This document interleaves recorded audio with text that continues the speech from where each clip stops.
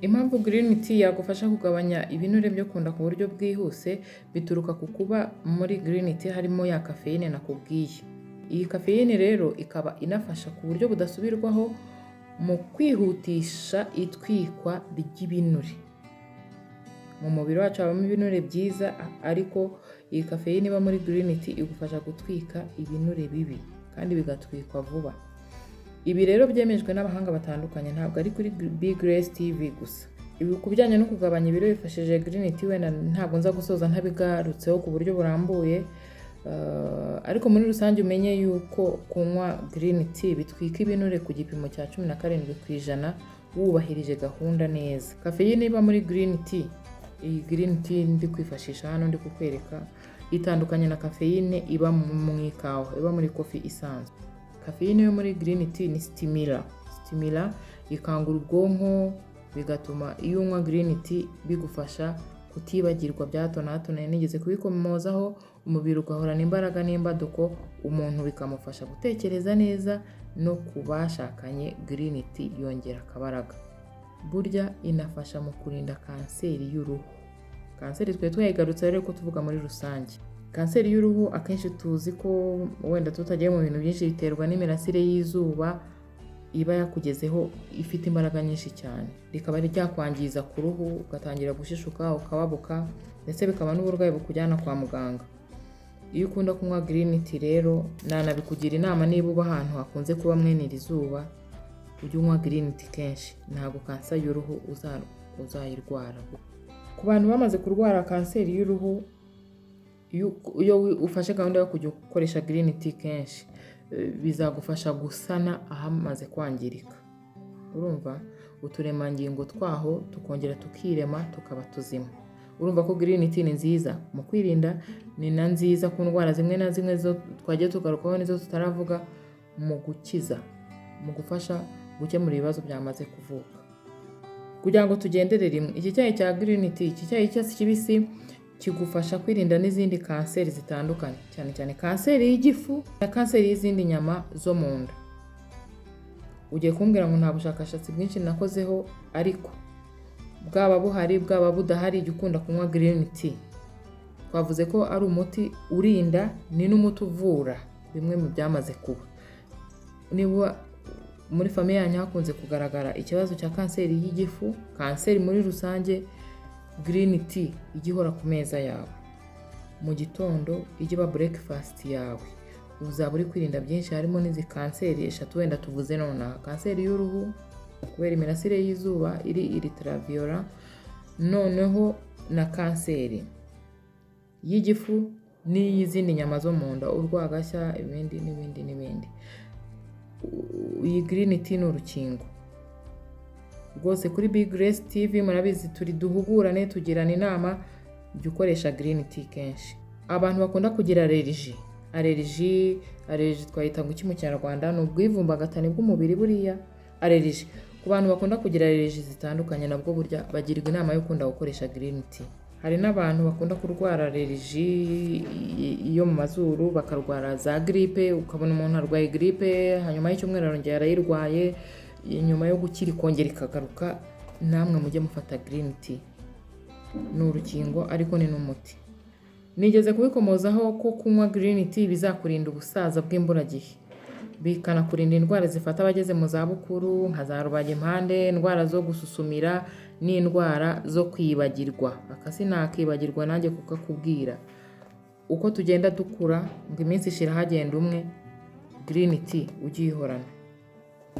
Ubushakashatsi bwo muri 2014 bwatangajwe muri Iranian Medical Journal of Medicine bwanzuye ko green tea ifasha umubiri mu kugabanya isukari nyinshi.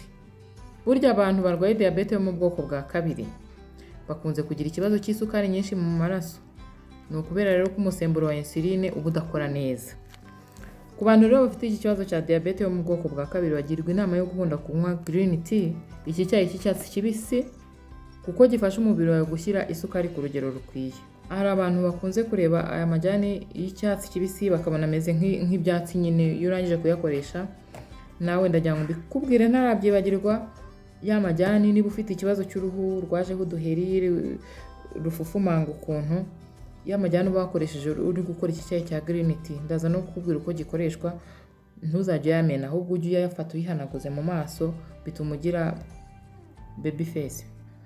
Kuri ubu rero uzasanga abantu benshi bakunze kunywa green tea, ugasanga abantu abapapa, abakobwa, abamama bakunze kwinyabya bakanywa green tea ahantu runaka banaganira, ariko si ngombwa kuyinywa wagiye ahandi hantu, nawe wawe mu rugo wayihagira ukajya uyikorera kugira ngo ubashe no kuyinywa kenshi gashoboka, atari ukuvuga ngo uyinywa mwagiye ahantu runaka muri resitora, muri hoteli, muki. Nawe ni byiza kuyigira mu rugo. Ariko iyo ukunze kubona abantu benshi muri ino minsi abantu benshi batangiye kumenya umumaro wa green tea ku buryo bayinywa kenshi, banywa iki cyayi cy'icyatsi kibisi kenshi. Ndakwinginze inshuti ya Big Grace TV, ntuzongere kugira ngo abantu bakunda kunywa green tea ni abakire, ni abarwayi, ni abagashize. Oya, nawe byakubera kandi byagufasha rwose. Jya unywa green tea ubigire umuco. Iki cyayi rero cya green tea ntabwo gishyirwamo isukari. Iki cyayi cy'icyatsi kibisi ntigishyirwamo isukari kugira ngo kikugirire umumaro wo kukinywa kikakubera umuti. Ntabwo gishyirwamo isukari. Niba ukunda kunywa green tea uzaba uciye ukubiri n'ibibazo by'umuvuduko ukabije w'amaraso.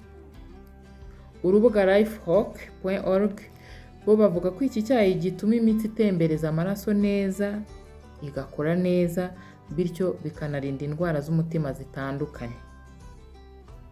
Iki cyayi cy'icyatsi kibisi kandi kirinda ukinywa kenshi kugira ibibazo by'amaraso yipfundika mu mitsi.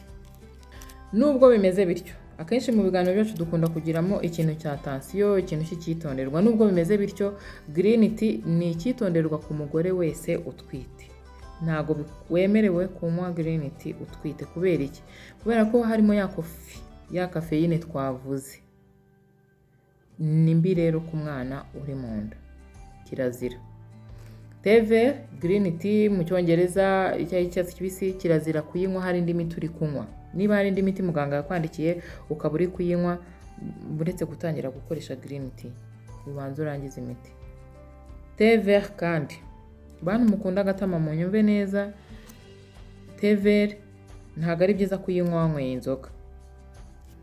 Teve si byiza kuyinywa uzi kuza kunywa inzoga, kandi niba uzi kuza kunywa inzoga reka kunywa teve. Ntabwo bikorana, bishobora kukugwa nabi. Abantu nabo bazirana na kafeyine, hari abitera allergie, hari abantu banywa kafeyine bigatuma badasinzira. Niba uzi kugira ubu bwivumbure mu mubiri wawe bwa kafeyine, teve uzayitondere ujye unywa agatasi kamwe aho kunywa 2 cyangwa aho kubigira umuco wenda buri munsi. Niba ugira allergie kuri kafeyine, teve uzayigendemo gake. Iyo ugira allergie kuri ya kafeyine iba muri kofi, kunywa teve nabwo uzabyitondere, uzabigendemo gake, ntuzanywe nyinshi. Wenda nubwo waba wafashe regime yo kugabanya ibiro ukoresheje teve, aho ubundi ubusanzwe umuntu yakoresha udutasi 2, wowe uzajya ukoresha kamwe. Niba wananyweye 2 uyu munsi, ejo uzasibe wongere uyinywe ku munsi ukurikiyeho niba usanzwe ugira allergie kuri kafeyine.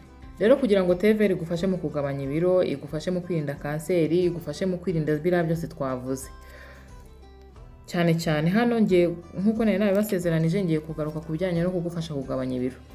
Iyo ushaka ko igufasha kugabanya ibiro ku buryo bwihuse, ngiye kubivuga nihuta, bigusaba ko ufata iki cyayi cy'icyatsi kibisi mu gitondo mu mazi y'akazuyazi.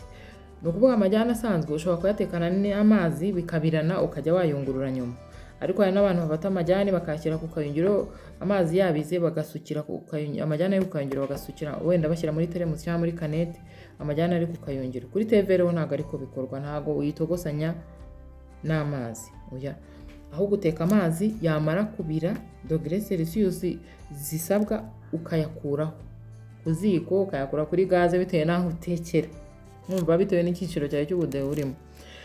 Ukayakuraho akamara nk'iminota 5 cyangwa 10 atakiri kubira, ahubwo yateretse ku ruhande.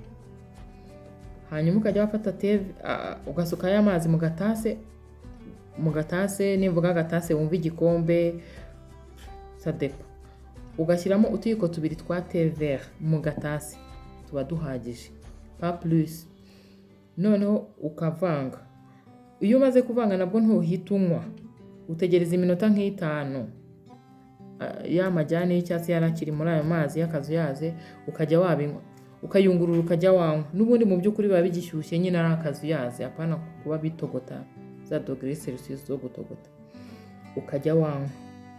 Niba uteganya gukora agatase ka kabiri nabwo urabigenza gutyo, urashyira amazi mu gatase, ushyiremo utuyiko 2 twa thé vert, hanyuma urekeremo ayo majyane muri ayo mazi, ayo majyane y'icyatsi, ntavuga amajyane ukumva amajyane amwe y'umukara, oya turi kuri green tea. Hanyuma nabwo uyungurure unywe. Ni ukuvuga ngo iyo ushaka guta ibiro ku buryo bwihuse, iyi thé vert izabe breakfast yawe ya buri gitondo. Unywa agatase ugitangira, kubera bisa n'ibishariramo, kamwe n'umuneke umwe, bikaba breakfast yawe. Wamara kumenyera ugatangira kujya ukoresha 2, udutase 2 n'imineke 2, kaba breakfast yawe. Ukabifata mu gitondo, ntuze kuvuga ngo saa 4 ngo urafata ngo pause cafe ngo ushyiremo imigati ngo ushyiremo ibiki ushyiremo n'ibiki bindi. Akaba ariyo breakfast yawe. Twavuze ko thé vert ituma umuntu yumva adashonje, ukaza gufata amafunguro yawe yakumanywa ku gihe cyo kuyafata. Ndakubwiye mu minsi 30 uba watakaje ibiro byinshi kurusha izindi regime zose zibaho, none ubashe kwihangana ugafata iyi regime ya thé vert mu gitondo n'imineke 2, udutasi 2 twa thé vert n'imineke 2 mu gitondo, ukabyubahiriza mu mezi 3, waba utakaje ibiro biri hejuru ya 30. Iyi ni regime idahenze, iyi ni regime yoroshye, iyi ni regime ibiri kugufasha, inakubera n'umuti. Ubu uri kubifata wenda ugira ngo ugabanye ibyo biro kuko biba bigaragara ko byabaye umurengera, kunda wenda hagaragara cyane n'ibindi, ariko rubaye n'ubudukingo ku buzima bwawe muri za categories zose twagiye tumentioninga. Iyi ni regime nziza, green tea ni regime nziza kandi kubera n'umuti. Umuntu watakaje ibiro akoresheje green tea n'umuneke, ntabwo usanga ari wa muntu wakanyaraye, wapfunyaraye, kubera nyine ari abantu bafata regime bakananuka kugira ngo yararwaye cyangwa avuye mu bitaro. Ariko yakoresheje iyi regime ya green tea n'umuneke, icyayi cy'icyatsi kibisi cy'akazuyaze mu gitondo, nta sukari ushyizemo, n'umuneke, agatasi kamwe n'umuneke, udutasi 2 n'imineke 2 pa plus, mu mezi 3 ubu uri umuntu mushya. Kandi green tea, iki cyayi cy'icyatsi kibisi si byiza kukinywa nijoro, oya, sinabyiza kukinywa saa 6. Ibyiza ni ku manywa, mu gitondo niho biba ari byiza. Nimugoroba ushaka kuvuga uti ndashaka kunanuka, ukaba wafata gahunda yo kujya unywa green tea mu gitondo, saa 6 mbere yo kurya ukanywa green tea, nimugoroba mbere yo kurya ukanywa green tea, oya, harimo caffeine, kandi caffeine ibaye nyinshi mu mubiri ntabwo iba ikibaye nziza.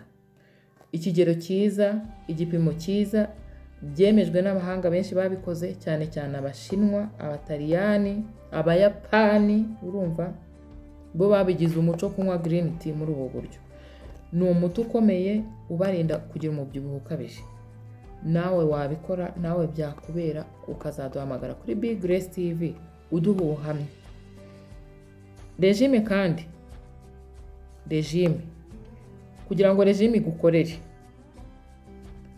wakongeraho agasiporo byaba byiza kujya ukora siporo. Ariko regime iyo ari yo yose ushaka gufata bitewe n'ikibazo ushaka gukemura, regime kugira ngo iguhereze irita, my dear friends, ni uko uyubahiriza. Gukora regime ni nko kuba umukristo, gukora regime ni nko gusenga, ni ugusenga buri munsi amanywa na nijoro. Kuri ino regime rero, imwe n'izindi regime bisaba kuyubahiriza. Uyu munsi mu gitondo ntunywe agatasi ka thé vert cyangwa 2 n'umuneke ngo ejo uzirire umugati, ejo bundi uzirire capati na thé vert, ejo uzirire igiki. Niba watangiye iyi regime, yubahiriza, urabona rezilita mu buryo bwihuse. Kandi ni byiza kugira amagara mazima. Ukoze iyi regime ushaka kugabanya ibiro ariko univura, ugire ubuzima buzima, wirinde izi kanseri, wirinde ibyo twagiye tuvugamo, amareriji atandukanye. Please, regime iyo ari yo yose isaba kuyubahiriza, ukaba serious. Ube serious nk'uko uri serious mu gusenga. Nta muntu usenga ngo mu munsi avuga ngo ejo sinzasenga, usenga buri munsi. Na regime iyo ari yose uzafata izatanga umusaruro ari uko wubahirije gahunda. Tujyanemo rero dutangire ejo. mu gitondo agatasi kamwe n'umuneke umwe, ariko njya natangira ku matasi 2 n'imineke 2. Ubundi tuzarebe twihe tageti y'amezi 3, ariko njye sinzageza 3 ntarananuka. 3 ni menshi kuko njye nzabyubahiriza, ntabwo nzica na rimwe. Nawe nizere ko ari uko kandi uzadushimire. Iyi ni Big Grace TV, njye ndi Marie Grace Bagambake. Uyu ni umwanya wo gukora subscribe ku muntu utarayikora. Umuntu wakoze subscribe turagushimira, umuntu w'ingenzi kuri Big Grace TV. Kandi nawe wari utaramenya iyi nkuru, rwose uyu ni umwanya wawe, hita ukanda aho ngaho handitse subscribe ubu w'igihumbi na kanaka, kuko turakataje kubera mwebwe, kubera Imana. Nimudushyigikire kuko kuri ino si ugushyigikirana nta wigira. Iyo ukoze kuri subscribe ubu shyigikiye Big Grace TV, nawe Imana igushyigikire mu byo urimo byose. Turagukunda. Ciao.